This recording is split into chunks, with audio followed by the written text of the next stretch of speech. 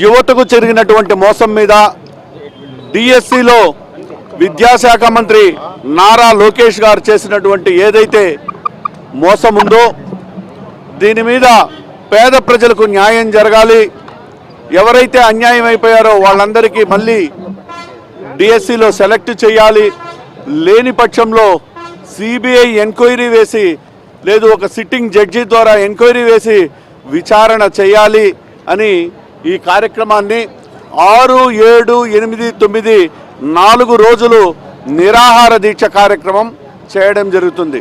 దాని తరువాత 5వ రోజు భారీ స్థాయిలో యువకులు, విద్యార్థులు, అదేవిధంగా నాయకుల ఆధ్వర్యంలో భారీ స్థాయిలో నిరసనలు, ర్యాలీలు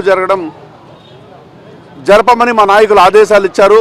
మా నాయకుల ఆదేశాల మేరకు ఈ కార్యక్రమంని చాలా గొప్పగా నిర్వహించడానికి యువత కూడా సంసిద్ధంగా ఉన్నారు. కాబట్టి ఈరోజు మొదటి రోజు ఇప్పుడే ప్రారంభమైంది.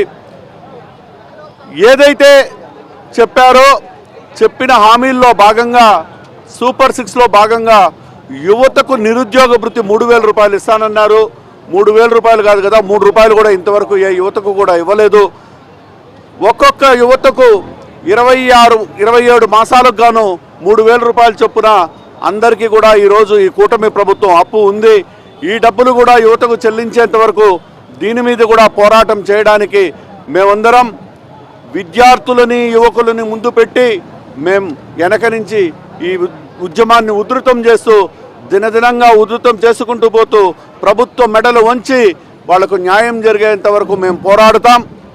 లేని పక్షంలో, వాళ్ళు చేయని పక్షంలో